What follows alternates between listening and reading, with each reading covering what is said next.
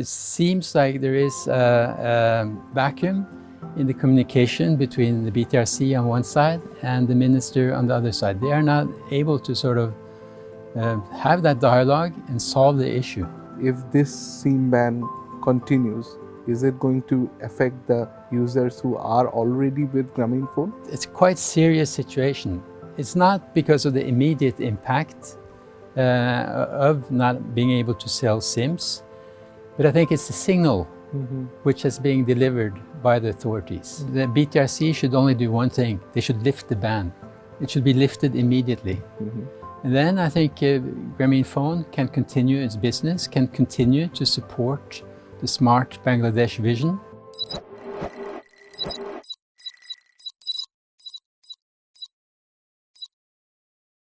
Grameenphone, the leading telecom operator of Bangladesh. Grameenphone has been part of the country's digital journey, and in the last 25 years, Grameenphone has come a far way from its inception. Today, to talk about Grameenphone, its journey and the road ahead, we have Mr. Hans Martin Henrichsen, the Chief Corporate Affairs Officer, in our studio. Welcome to our show, Mr. Henrichsen. Thank you very much. I'm very pleased to be here. We are pleased to have you here today as well. Thank you. Today we are going to talk about Grameenphone, its journey in Bangladesh. We know it has been in Bangladesh nearly about more than 25 years, and it has an interesting road ahead, we believe. So firstly, we want to know that, government has the dream or a realization that they want to implement smart Bangladesh. So what's your thought on that particular issue? Well, first of all, I think I need to commend the government for first having delivered digital Bangladesh and now embarking on the next sort of phase, delivering on the smart Bangladesh 2041. When the government is implementing this, I think there are three factors they need to think about. The first is that there needs to be a policy framework which supports the smart Bangladesh. The second is the people's dimension. There needs to be, Bangladesh is a young nation. I think more than 40% is below the age of 34. And this generation needs to be educated. They need to be educated within the field of IC to deliver on this smart Bangladesh vision. And the third thing I think is important is that they need to think of how to attract investments into this program, call it. There needs to be, as I said, there needs to be policies that are visible. It needs to be transparent. There needs to be predictability in the policies. And that way, they will also attract investments to go into the whole sector of developing the smart Bangladesh. And finally, I think there needs to be collaboration. Collaboration, it could be between the industries, between the government, between the regulators in order to deliver on it. It could be, for example, public partnerships, private-public partnerships, which could be one model of advancing this. So within all the stakeholders, you mean? Within all the stakeholders. Right. There needs to be collaboration between all the stakeholders. As you discussed that it was your thought on smart Bangladesh, so we'd want to know that how Grameenphone is aligning with this particular vision, since it's a long-term vision for the government and there's a lot riding on it, particularly in terms of the country, its economy and its digital transformation. So how is Grameenphone aligning with it? Yeah, I think from inception of Grameenphone 25 years ago, we have continuously supported the government in their strive to digitalize Bangladesh. So we have continuously invested in networks. We have invested in spectrum, which is the radio waves that deliver mobile telephony. Today we have a network of 19,000 towers. We have a population coverage of almost 100% of the country covered. And all this is a means to connect the people. And those means, I think, will be important also in the drive to deliver on smart Bangladesh. Today, Bangladesh has a network which is really top-notch according to ITU standards. That's the International Telecommunication Union, which is a UN institution. So according to the factors they sort of evaluate networks on, network in Bangladesh is top-notch. As you mentioned that since its inception, Grameenphone has been operating here in Bangladesh for 25 years, and as far as we know, it has covered nearly around 98% of the population, which is an incredible feat, if I might say. So considering that, how do you think Grameenphone has impacted the people, particularly the rural people, and particularly the people you guys are providing coverage in the remotest area of the country? Yes, I think if we go 25 years back in time, I think at that time telecommunication was for the very privileged. At that time, only 1 out of 400 people actually had access to telephones. And the access to mobile telephones, I think there were maybe 50,000 mobile customers in the country. They were all connected through a CDMA network, which could only call to each other. Mm-hmm. So then Grameenphone came along and established the Grameenphone village concept. Those were a concept where we placed one mobile telephone in each village, and immediately this connected all the villages all through the country, either to other villages or to main centers as Dhaka. So immediately this had a very, very large impact on the rural population. You can think yourself of a farmer, for example, who had to maybe travel hours or maybe days in order to do his business. Mm-hmm. Now he could go to a village phone, he could place a call, he could do his business in the form of a call. And then I think the next phase was when Grameenphone introduced the prepaid card. That took away all the credit risk of operators. So we were able then to address the masses. And as we addressed the masses, more competition came. We had more customers, we could lower the tariffs. And today we have 81 million customers, market share of maybe more than 40%. So I think this is how we managed to give values to the rural. And today, rural people and urban people, they have access to the world, they have access to medical services, they have access to education services, they can transfer money through their mobile phones, even without having a bank account. And they can call their loved ones, either if they're in the villages or the cities or even abroad. So all this access has meant tremendously for the rural and the urban population of Bangladesh. Coming back to very recent issues that we have been seeing in the media, which has been making rounds and rounds, and particularly about the issue of Grameenphone's SIM sale has been banned by the regulator BTRC, and it's based on the BTRC's test drive, where they have found that it's not being maintained up to the standard quality of service that needs to be benchmarked. BTRC is saying that that is not being maintained, although Grameenphone and independent agencies have done their due diligence and they have found that regulatory standards have been maintained. So what's Grameenphone's stance on that? Yes, I think first and foremost, we were very disappointed when we received this SIM ban. We were disappointed on our own behalf, but also on our customers' behalf.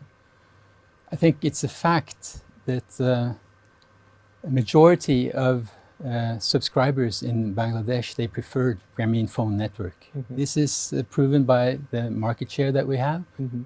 But I think it's also proven by the fact that when the SIM ban was introduced, the overall market of subscribers went down, mm-hmm. which means that the subscribers that were not able to buy GP SIMs, they did not turn to the other operators to buy their SIMs. So there's a preference. And I think the SIM ban then leads to a situation where the subscribers are not able to choose the operators of their choice. So they're deprived of actually choosing services of Grameenphone, which is problematic, I think. Then I think it was also surprising to us how we received it, how the ban was sort of received. It was a letter. It was not referring to any license. We have a contract with the government, which is a telecom license. The telecom license states what kind of quality of service levels that we should deliver. In the letter we received, there was no reference to any license or quality of service levels that should be met. Mm-hmm. Furthermore, there was no reference to how long this ban would be applicable. Mm-hmm. So we don't know how long it will last. We don't know what kind of parameters the government wants us to meet. Mm-hmm. So it's all in the open, really. And we really don't know, and we don't understand why we are singled out. One operator is singled out, while the problems that the industry is said to have is actually an industry-wide problem. Mm-hmm. So we perform our drive tests. Mm-hmm. We have performed drive tests, and our drive tests, which are performed according to the license requirements, the terms and conditions of the license, they have a certain format of how drive tests should be done. So when we do these drive tests, we find that our quality of service is far below the parameters which is set in the license. So the license states that there should be max 2% call drops.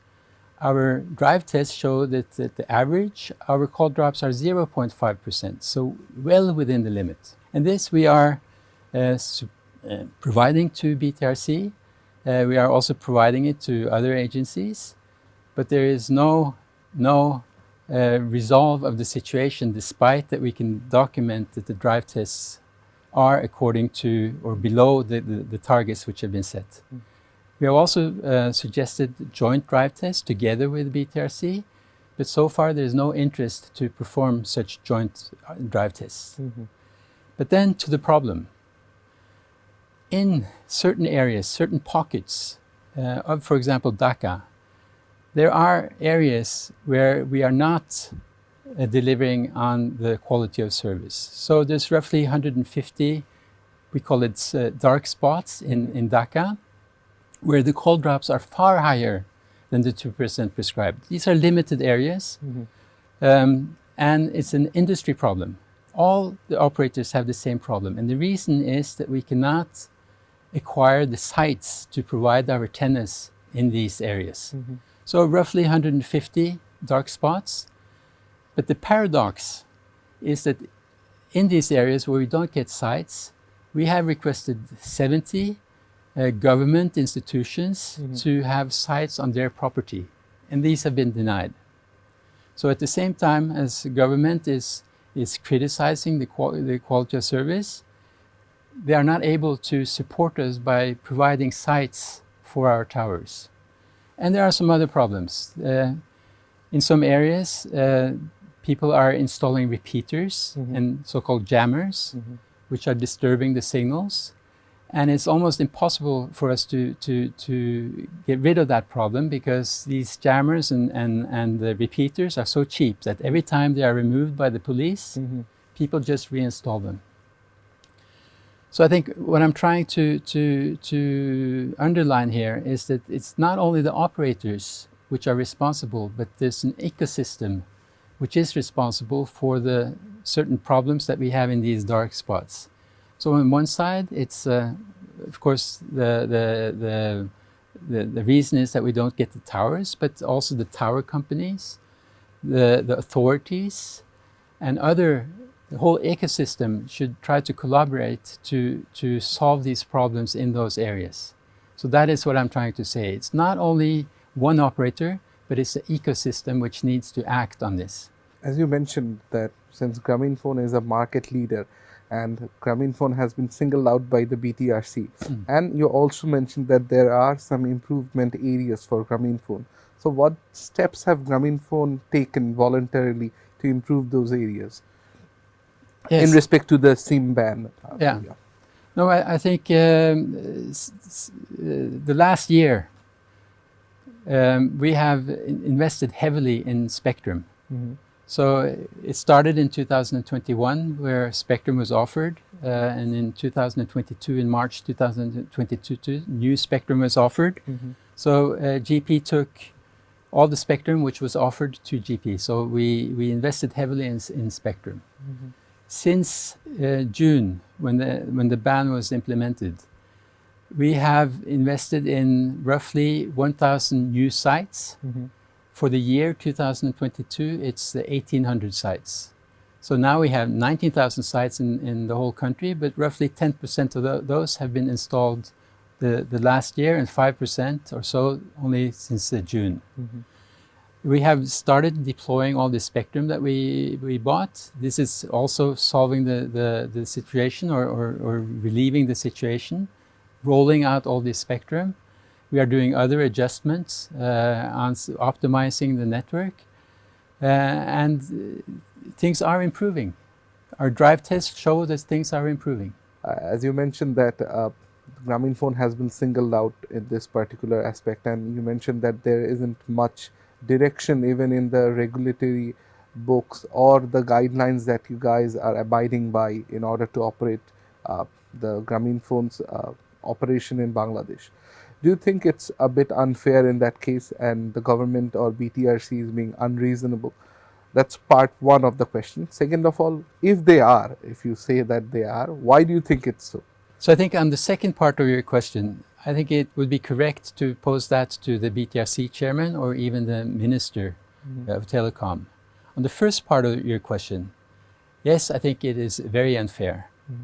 I think it's unfair that GP has been singled out as the one operator. I earlier said that it's an ecosystem problem.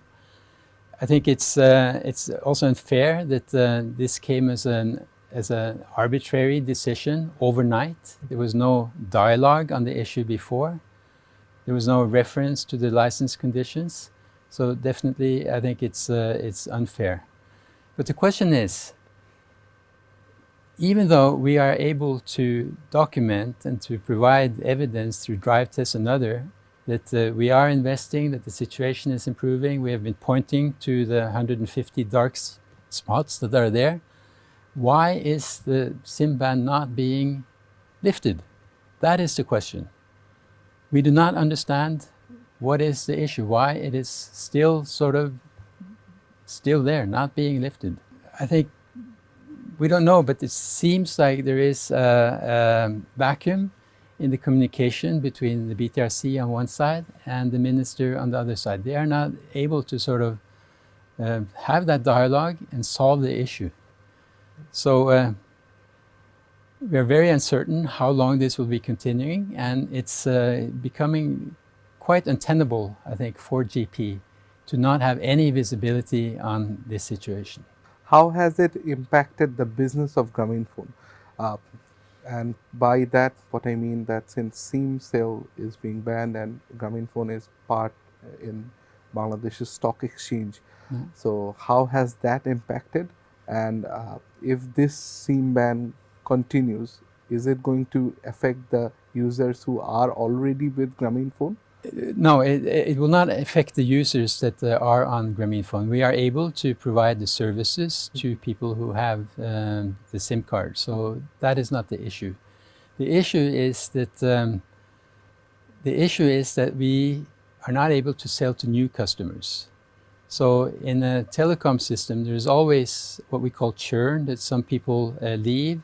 Some people will be migrating always in the... Yeah. Always. So we have to fill in new customers. And roughly, I think the figure is that we're not able to fill in those new customers, roughly 2 million per quarter. So that has an effect on our customer base. Our customer base is now being reduced. And evidently that will have an impact on our revenues, on our EBITDA margins, profitability. It will have an impact on cash flows. It will have an impact on our ability to invest. If we are not generating the cash flow, it will have an effect on the cash that we have also to invest. Right. And ultimately, that may also have a consequence for the stock price. Right. Of course. As you mentioned about investment, so we know that telecom sector periodically requires some major overhaul which are quite investment heavy. So, for example, although the priority is not in 5G, but eventually we are going to go for 5G, and there is going to be a requirement of a heavy investment. So, since Grameenphone is backed by FDI and it's a Norwegian company, so the stakeholders in the board, how are they seeing the entire ban, and does that send a mixed message to them? Yeah. First of all, I have to correct you a bit. Grameenphone is a Bangladeshi company. Right. But you're right. Mm-hmm. We are the largest company on the, or at least among the largest companies on the Dhaka Stock Exchange. Mm-hmm. We are also majority owned by a Norwegian company, Telenor. 54% of the shares in Grameenphone is owned by Telenor. And Telenor, Norwegian company, is also owned 54% by the Kingdom of Norway. So that is the situation. Yeah. I think your question was how the shareholders, etc., are taking it. And I think this is also... As well as the board. As the board, yes. I think it's quite serious situation.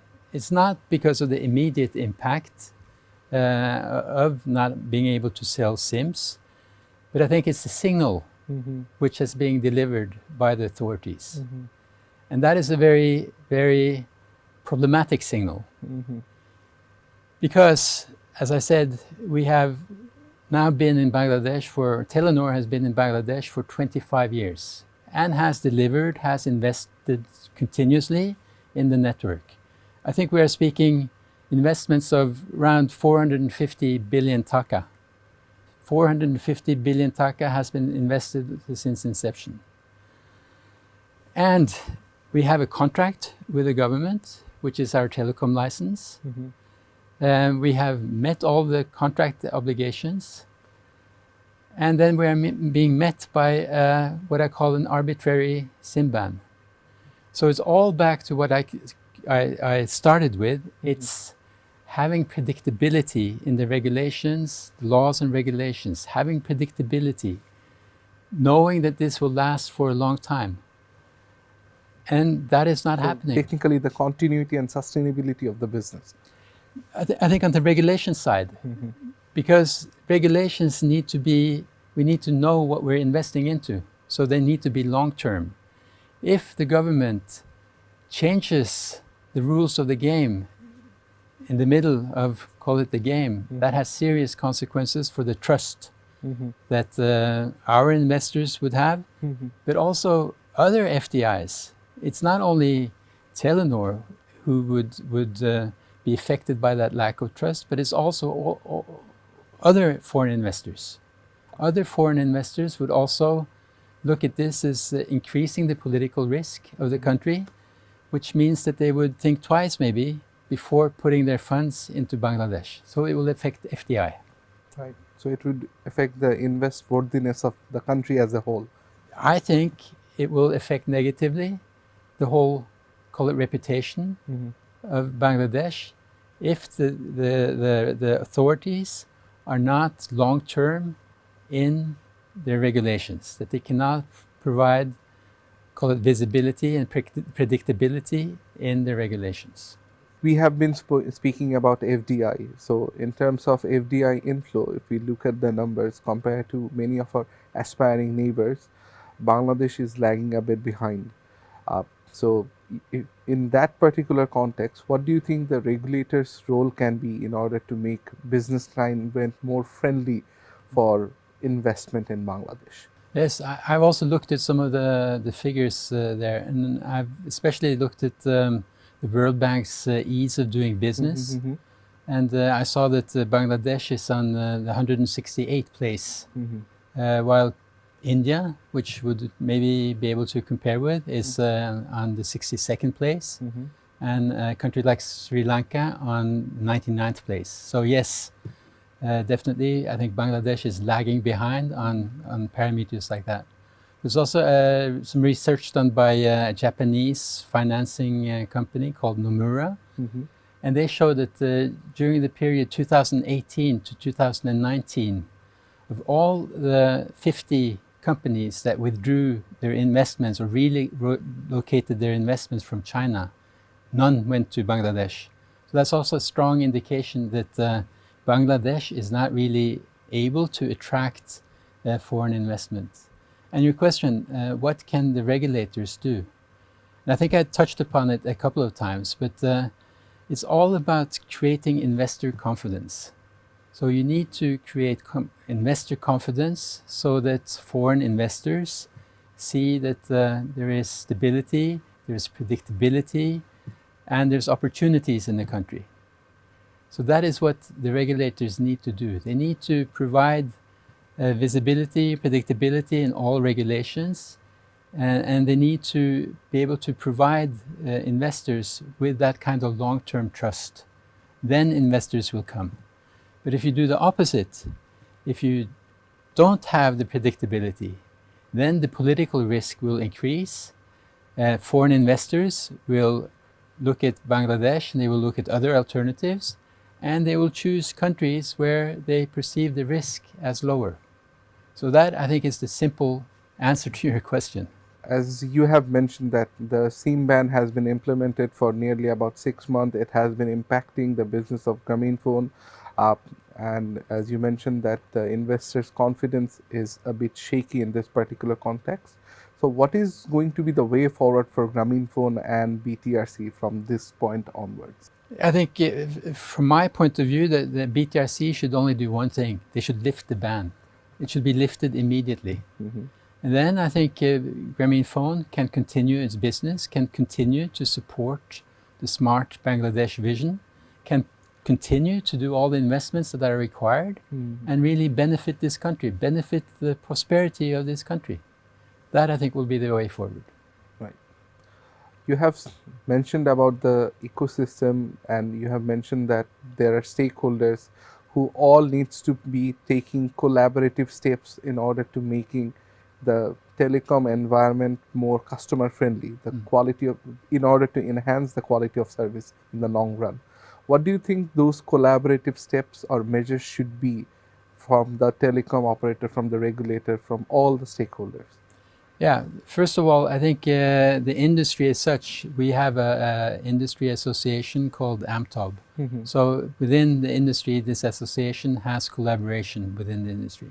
But I think we need to also look beyond sort of the telecom industry or the mobile operator industry to the whole ecosystem. And there, I think there needs to be more dialogue. We need to plan sort of further ahead. We need to be able to discuss the issues and try to resolve the issues amicably instead of coming with, you know, what I call arbitrary orders, which does not really gain the industry or the country or anyone, really. Not even the subscribers have any gain in this. Thank you, Mr. Henrichsen, for your time. We have been able to get to know the situation of Grameenphone and its associated issues right now, which is in the media we have been seeing for a while. You have been able to provide us quite insightful information. We thank you for that. Thank you very much. Thank you very much for having me. It's been a very interesting discussion. I hope the situation will resolve soon, so thank you.